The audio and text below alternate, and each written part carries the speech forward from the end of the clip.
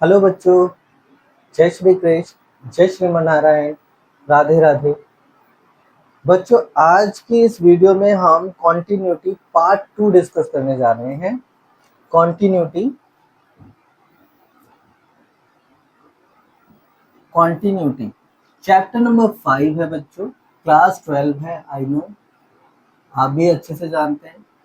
Class 12 continuity ये रहने वाला है आपका पार्ट 2। मैंने आपको पहले भी बताया था कि कॉन्टिन्यूटी में हम 4 अलग अलग टाइप से हमने इसको डिवाइड किया है। फर्स्ट और सेकंड, थर्ड और उसके बाद है फोर्थ। तो फर्स्ट और सेकंड हमने पार्ट 1 में डिस्कस कर लिया था। आज हम पार्ट 3 डिस्कस करने जा रहे हैं। थर्ड टाइप का जो के क्वेश्चंस हैं उनको हम इस पार्ट में आज की वीडियो में डिस्कस करेंगे। तो बेसिकली बने रहिए और हाँ, सब्सक्राइब करना ना भूलें, साथ के साथ बेल आइकन को ज़रूर दबाएं। ठीक है, जैसे ही हमारी कोई नई वीडियो चैनल पे आती है तुरंत आपको नोटिफिकेशन मिले। और हाँ, सबसे इम्पोर्टेंट है, जितनी भी वीडियोस है वो उसकी एक प्लेलिस्ट बन रही है, आप उस प्लेलिस्ट को ज़रूर देखें।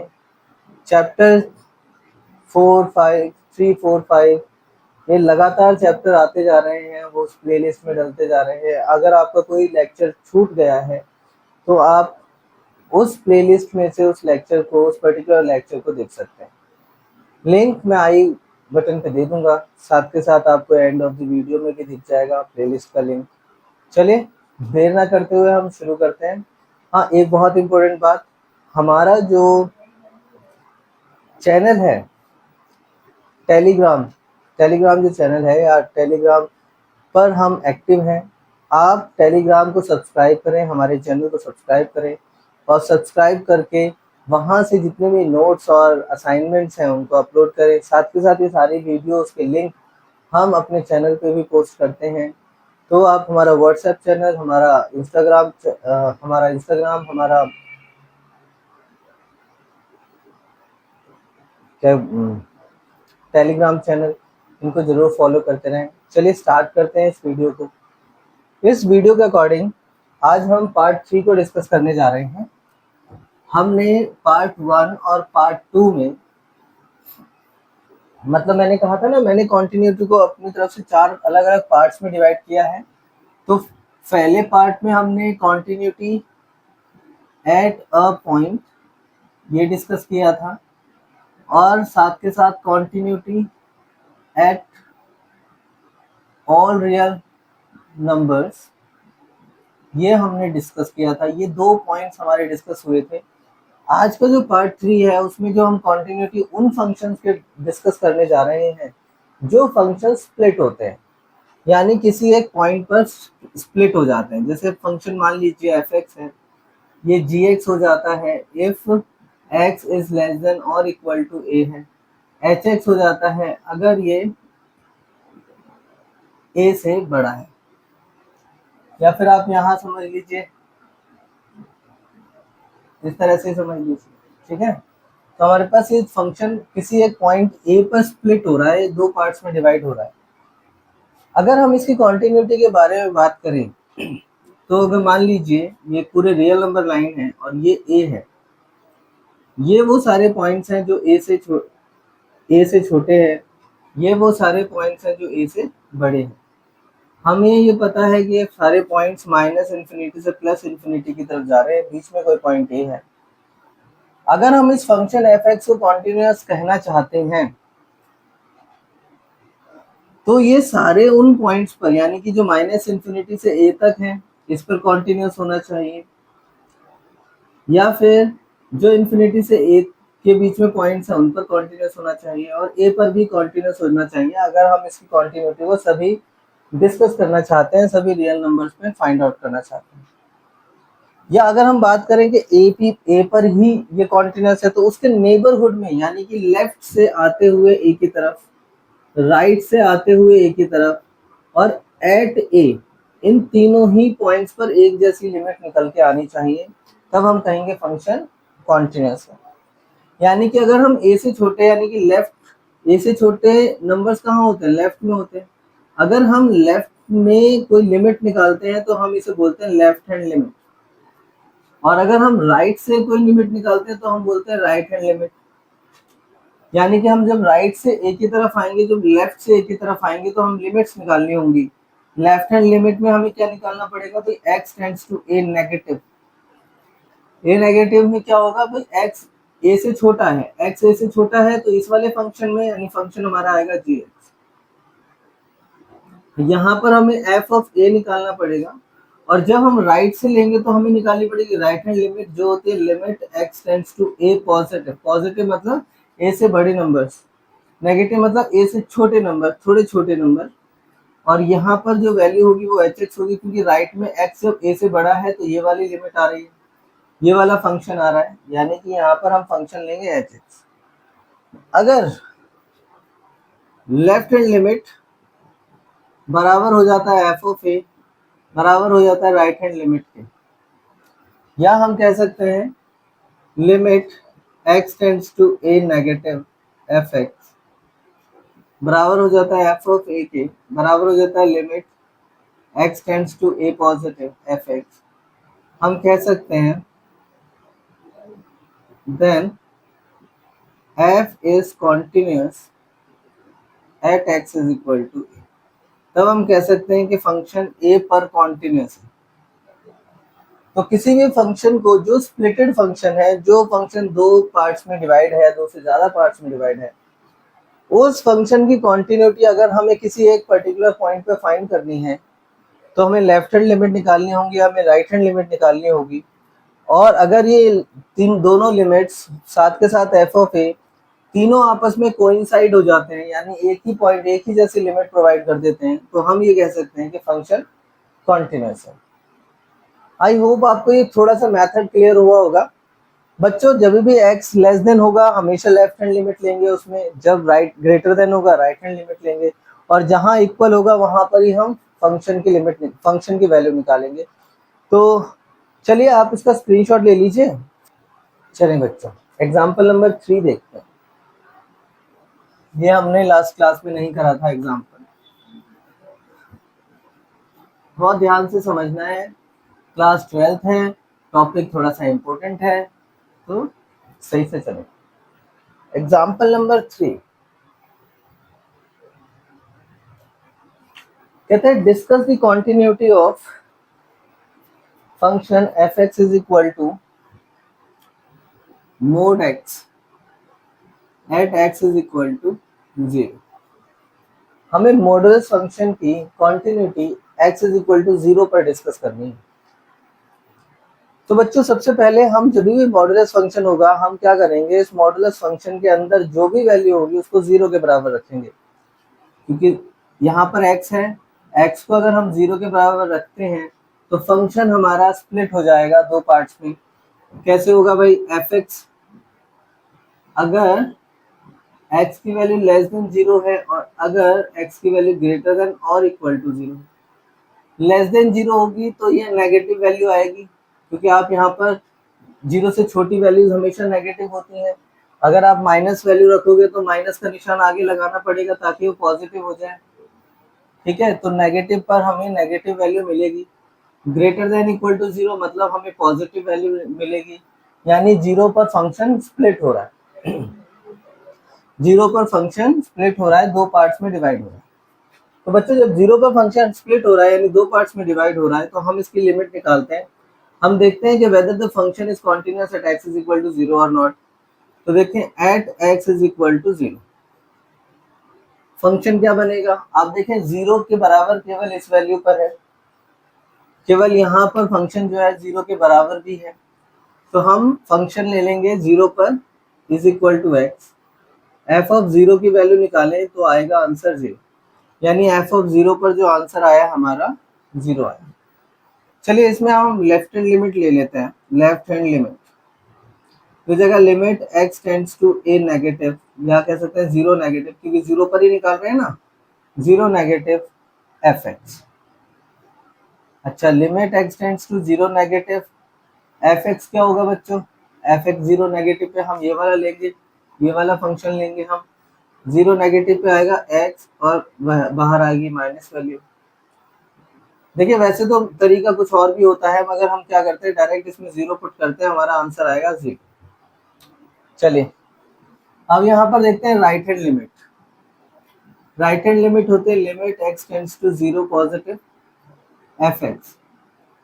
अच्छा जीरो पॉजिटिव तो ठीक है बच्चों, एफ एक्स कितना है हमारे पास, हम इस बार इसके लिए लेंगे ये, यानी जीरो से बड़ा फंक्शन। जीरो से बड़ा होता है एक्स,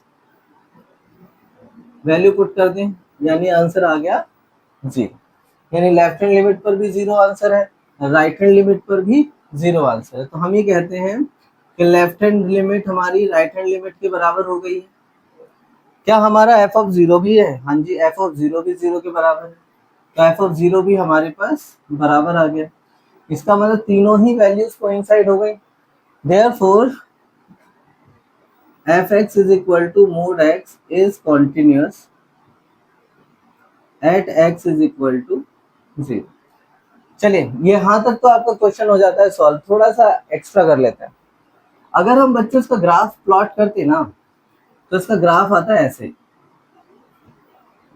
स्ट्रेट लाइन आता है भाई, जीरो की तरफ ऐसे जाता है और यहीं जीरो से ऊपर चला जाता है। तो ये फंक्शन देख रहे हैं आप, ये फंक्शन बिना पेन को लिफ्ट करे हम प्लॉट कर सकते हैं। इस फंक्शन के अंदर हमें कहीं पर भी पेन को लिफ्ट करने की रिक्वायरमेंट नहीं है। मैंने डेफिनेशन में भी आपको समझाया था बच्चों, जहां भी जो भी फंक्शन हम ड्रॉ करते समय पेन को लिफ्ट ना करें, ऐसे फंक्शंस को हम कॉन्टिन्यूअस कहते हैं। तो ये फंक्शन कॉन्टिन्यूअस हो गया at x is equal to zero. तो चलें देर ना करें बच्चों, आप जल्दी से स्क्रीनशॉट ले लीजिए इसका। चलें आगे सॉल्व करते हैं। अब देखते हैं एग्जाम्पल नंबर 4 को।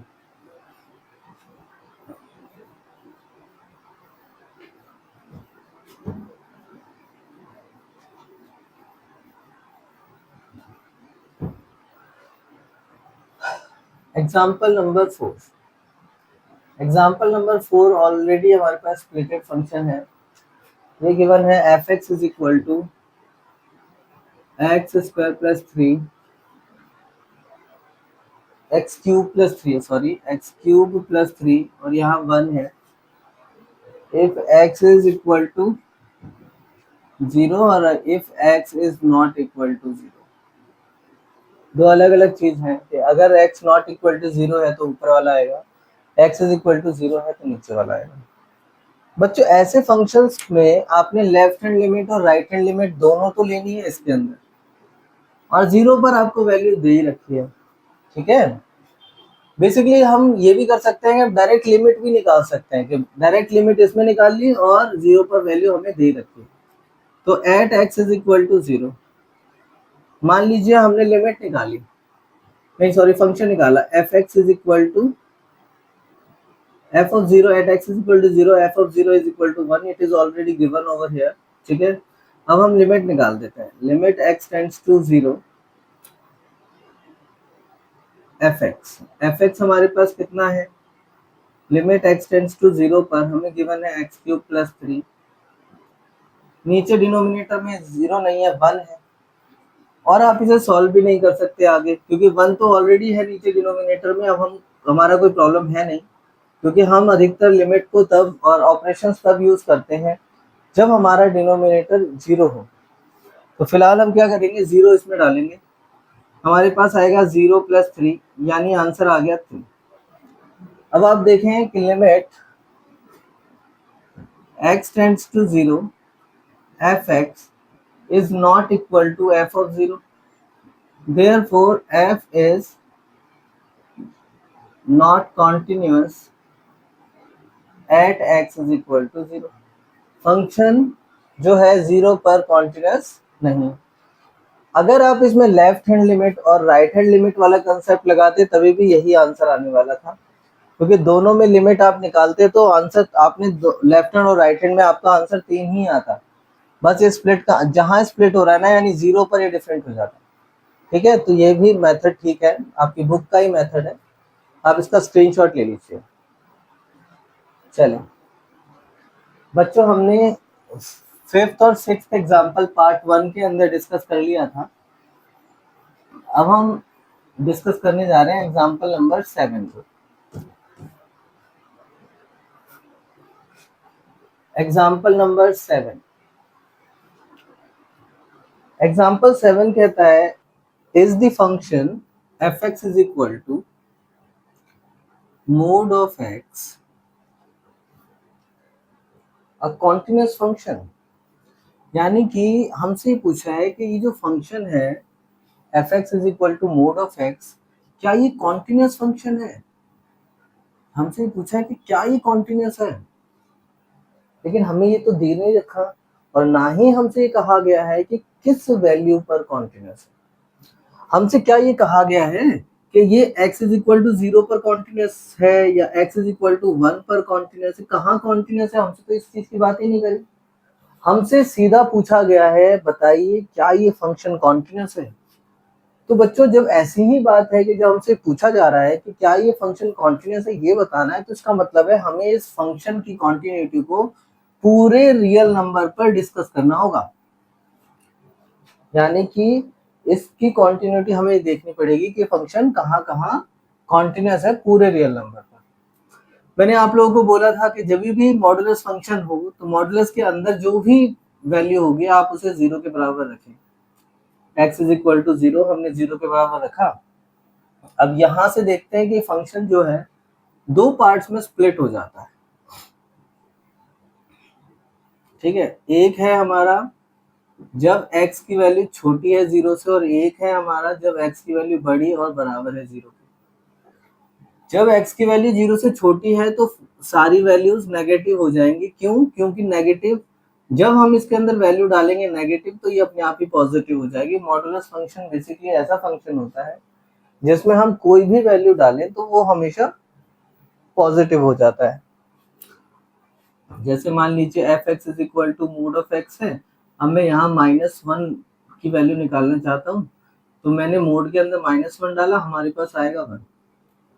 हमें इस x के साथ ऐसा क्या करना चाहिए कि जब हम नेगेटिव वैल्यू डालें तभी पॉजिटिव हो जाए। अगर मैं इस मोड को इस तरह से लिखूं -x केवल नेगेटिव वैल्यूज के लिए, तो जैसे ही मैं f ऑफ -1 डालूंगा तो माइनस ये वाला और माइनस अपने वाला, माइनस और माइनस +1 आएगा। हमारा मोटिव था 1 लेकर आना, तो इस तरह से हम कह सकते हैं -x।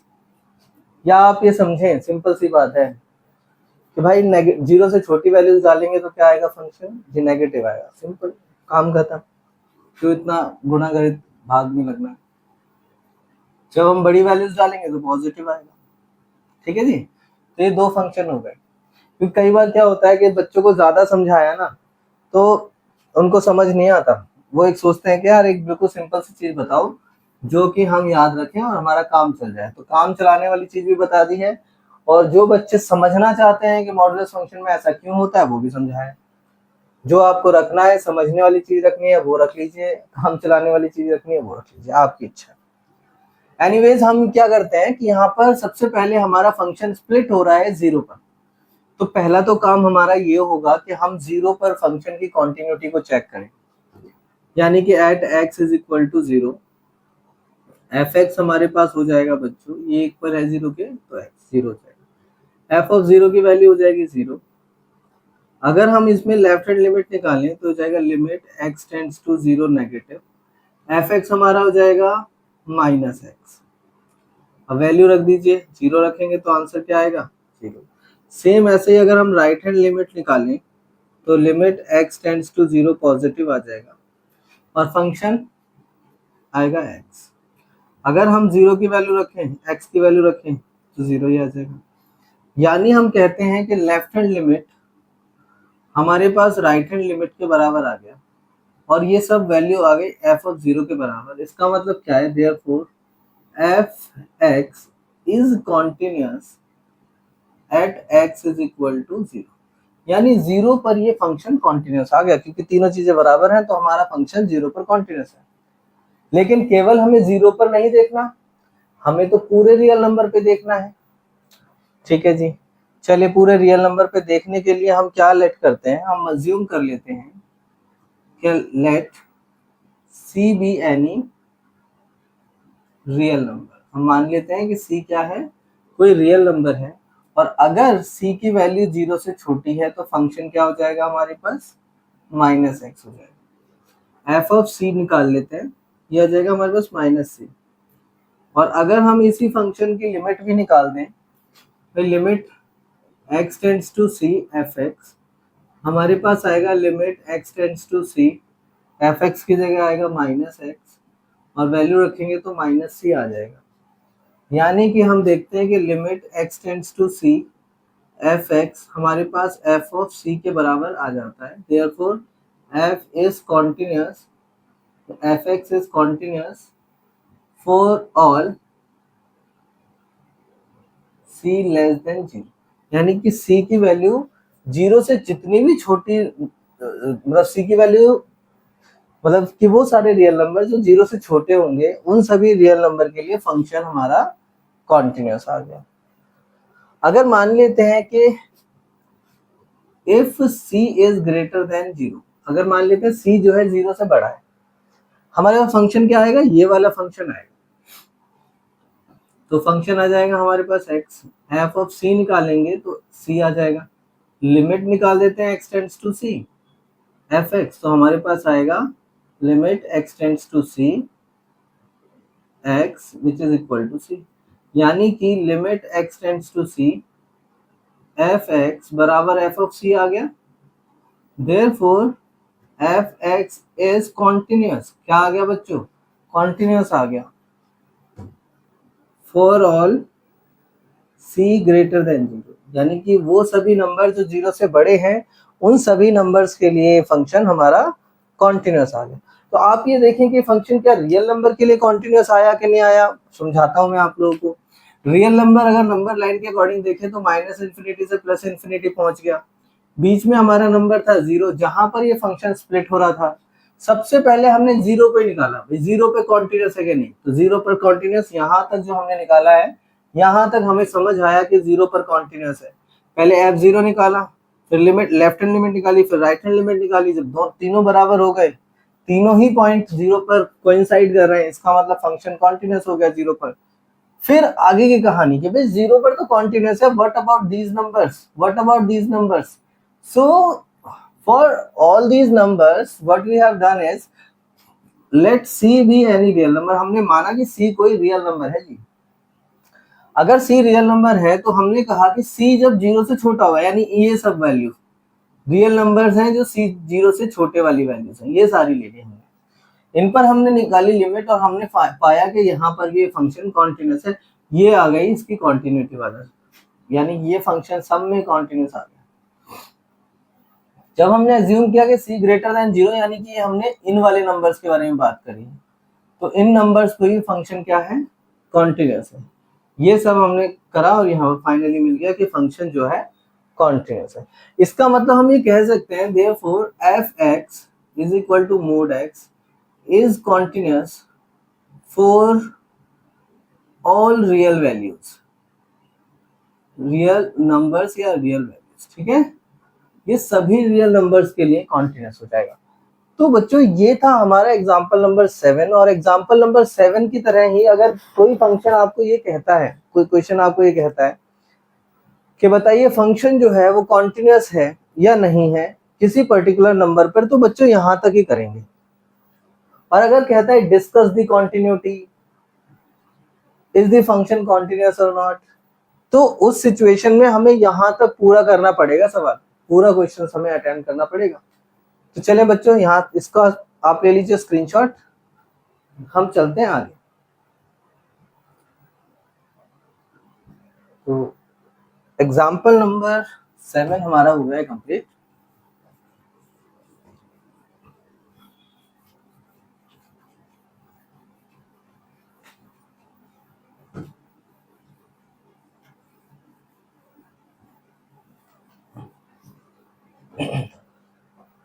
चलिए डिस्कस करते हैं एग्जाम्पल नंबर 8। एग्जाम्पल 8 हमसे क्या कहता है, discuss the continuity of the function. Function हमें बड़ा सिंपल सा गिवन है, x cube plus x square minus 1, ये हमें फंक्शन गिवन है। Discuss the continuity of this function, ठीक है जी। अब आप ये देखें ये फंक्शन कहीं किसी वैल्यू पे स्प्लिट हो रहा है, नहीं हो रहा, किसी वैल्यू पे स्प्लिट नहीं हो रहा। और किसी पर्टिकुलर पॉइंट के लिए कॉन्टिन्यूटी निकालनी है, नहीं निकालनी। क्या बोला है क्वेश्चन, डिस्कस दी कॉन्टिन्यूटी, इसका मतलब पूरे रियल नंबर पर देखना है। ऐसी सिचुएशन में कुछ नहीं सोचना, आपने लेट करना है, let c be any real number.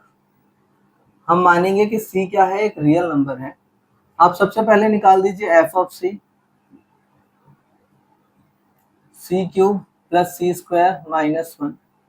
फिर आप निकाल दीजिए limit x tends to c f x, यानी limit x tends to c x cube minus x square, sorry plus x square minus 1। Value put कर दीजिए c cube plus c square minus 1।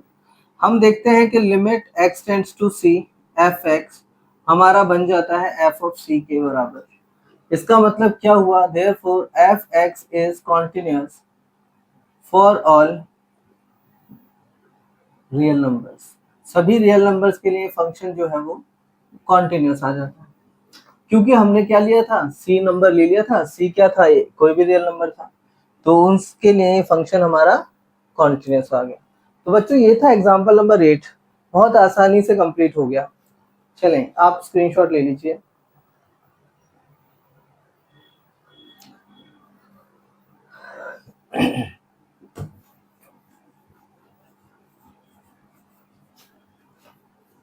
अब बारी है एग्जाम्पल नंबर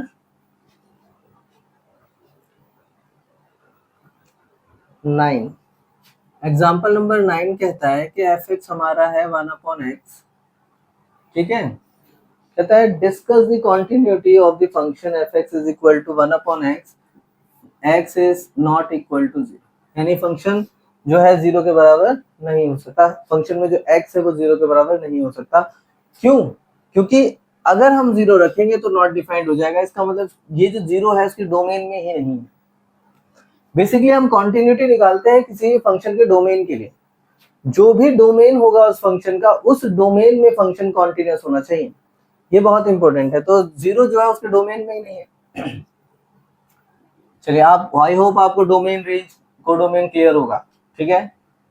तो domain को मैं वैसे ही बता देता हूँ कि those numbers on which a function is defined, यानी कि वो सभी नंबर्स का समूह, वो सभी नंबर्स जिन पर कोई फंक्शन डिफाइंड होता है। डिफाइंड मतलब जिनकी वैल्यू निकाली जा सकती है, जिससे वैल्यू पता होती है, पता चल सकती है, उन्हें हम डोमेन कहते हैं। तो अगर हम 0 रखेंगे तो हमें नहीं पता, हमारे जितने मैथमेटिशियंस हैं उनको भी नहीं पता कि भाई 1/0 को का मतलब क्या होगा। हम एक ही टर्म जानते हैं, नॉट डिफाइंड, बस इसके अलावा कुछ नहीं जानते। तो चलें आगे चलते हैं बच्चों। ऐसी सिचुएशन में late c be any real number, के सी क्या है, रियल नंबर है कोई।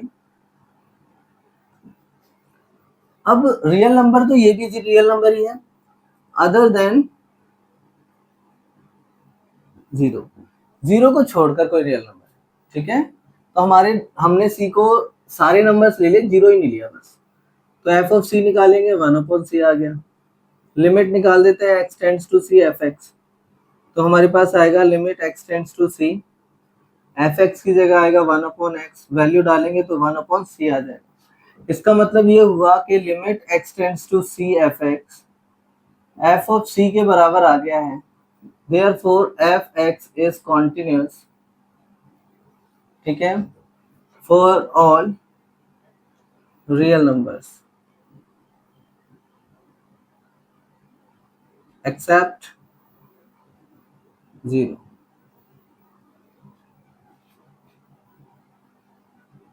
ठीक है जी।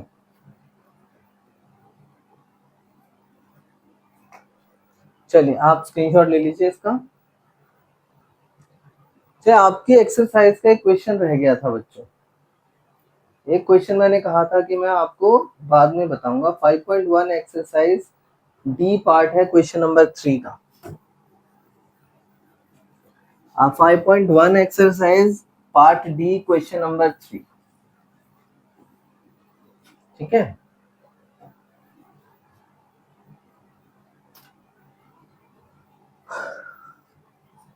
क्वेश्चन नंबर 3 एक्सरसाइज 5.1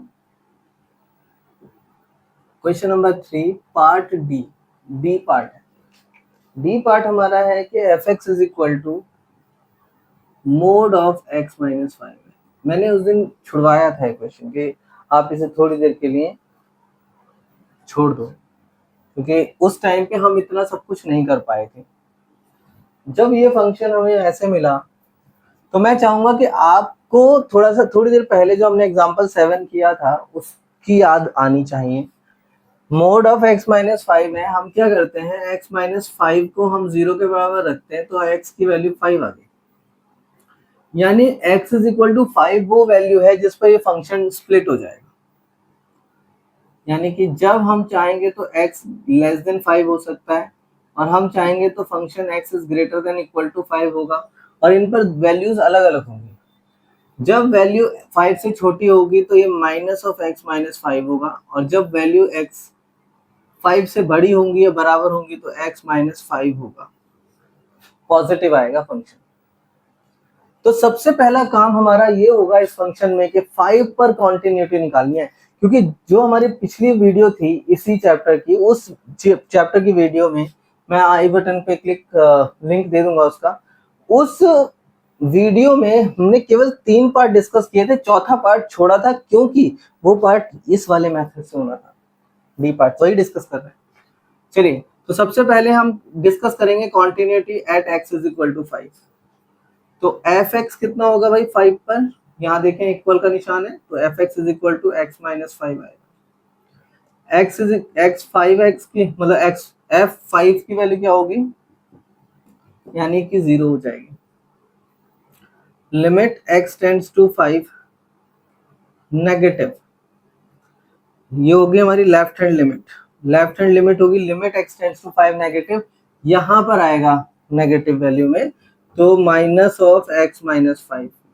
काम करते हैं, वैल्यू पुट करते हैं, तो माइनस ऐसे ही 5 माइनस 5, यानी ये फंक्शन भी क्या आ गया 0 आ गया, लिमिट क्या आ गई 0 आ गई।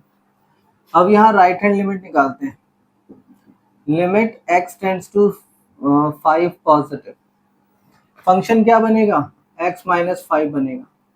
चलिए वैल्यू डाल दीजिए, 5 माइनस 5 कितना आया 0 आ गया, यानी लेफ्ट हैंड लिमिट बराबर हो गई राइट हैंड लिमिट बराबर हो गई f ऑफ 5 के। Therefore f(x) is continuous at x is equal to 5। But हमें तो इसकी कॉन्टिन्यूटी डिस्कस करनी है, यानी कि इसकी कॉन्टिन्यूटी हमें बतानी है, एग्जामिन करनी है कहाँ कहाँ पर ये फंक्शन कॉन्टिन्यूस है। बट एट दिस मोमेंट अभी तक हम ये कह सकते हैं कि ये 5 पर तो कॉन्टिन्यूस है। ठीक है जी, 5 पर कॉन्टिन्यूस है। अब हम मानते हैं कि भाई 5 के अलावा जो नंबर्स बचे हैं रियल नंबर में, जो इसका डोमेन है, क्या वहां कॉन्टिन्यूस है? नहीं। तो हम मानते हैं late c be any real number, मान लेते हैं कि सी कोई रियल नंबर है। If C is less than 5, अगर सी की वैल्यू 5 से छोटी है तो बच्चों फंक्शन ये आएगा एफ एक्स कितना आ जाएगा minus x minus 5। F of 5 डाल दीजिए, माइनस 5 माइनस 5 कितना आया, सॉरी सी डालें, सी पर निकाल रहे हैं ना, क्या आ जाएगा। अच्छा लिमिट निकालें आप, limit x tends to c f x, तो क्या आएगा बच्चों limit x tends to c minus x minus 5, तो हमारे पास फाइनली क्या आ जाता है minus of c minus 5। Therefore limit x tends to c f x is equal to f of c। Therefore f(x) is continuous for all c less than 5। c 5 से छोटा होगा उन सभी वैल्यूज के लिए फंक्शन जो है वो कॉन्टिन्यूस होगा। अगर मान लेते हैं कि भाई जो c है, if c is greater than 5 तो फंक्शन आ जाएगा हमारा x माइनस 5। अगर मान लीजिए एफ सी निकालते हैं तो c माइनस 5 आ गया। लिमिट निकाल लेते हैं x tends to c f x, हमारे पास क्या आएगा limit x tends to c x minus 5, तो आ जाएगा हमारे पास c minus 5। Therefore limit x tends to c f x बराबर हो जाएगा f of c. Therefore F x is continuous for all c greater than 5। उन सभी वैल्यूज के लिए जिसमें जो कि 5 से बड़ी वैल्यूज हैं, उन सभी के लिए फंक्शन जो है वो कॉन्टिन्यूस है। अब आप देखिए c जब छोटा है 5 से तभी भी कॉन्टिन्यूस है, जब c बड़ा है 5 से तभी भी कॉन्टिन्यूस है, एट 5 और इट इज ऑल्सो कॉन्टिन्यूस। इसका मतलब क्या हुआ, फंक्शन सभी रियल वैल्यूज के लिए कॉन्टिन्यूस है। इसका मतलब ये हुआ कि फंक्शन सभी रियल वैल्यूज के लिए कॉन्टिन्यूस है। Therefore F x is continuous for all real numbers, यानी कि सभी रियल नंबर्स के लिए फंक्शन कॉन्टिन्यूस है। ये फंक्शन कहीं पर भी डिसकॉन्टिन्यूस नहीं है। तो बच्चों ये था हमारा एक्सरसाइज 5.1 का थर्ड क्वेश्चन। तो आज की क्लास को हम यहीं पर विराम देते हैं बच्चों। हम नेक्स्ट क्लास में इससे आगे डिस्कस करेंगे। ये हमारा पार्ट 2 जो है वो यहीं से कंटिन्यू रहेगा, क्योंकि अभी हमारे पास काफी सारे ऐसे क्वेश्चंस हैं जो हम इस पार्ट में सीखेंगे और करेंगे। तो अगर आप चाहें तो काफी सारे ऐसे क्वेश्चंस हैं जो आप निकाल सकते हैं, जैसे कि क्वेश्चन नंबर 5 आप आसानी से कर सकते हैं, 6 से लेकर 13 14 तक आप आसानी से कर सकते हैं, ठीक है। इवन आप चाहें तो 24 25 तक क्वेश्चन बहुत आसानी से कर सकते हैं। लेकिन चलिए फिर भी मैं आपकी पूरी मदद करूंगा। मिलते हैं नेक्स्ट क्लास में। अपना बहुत ख्याल रखिएगा और ट्राई करिए जरूर इस तरीके से करने की क्वेश्चंस। बहुत आसान सा टॉपिक है, एक जैसे क्वेश्चंस हैं, कुछ ज्यादा डिफरेंट नहीं है, ठीक है। तो चलते हैं, कुछ नए और मजेदार एग्जाम्पल्स को लेंगे हम अगली क्लास में। तो जब तक के लिए अपना बहुत ख्याल रखिएगा। जय श्री राधे।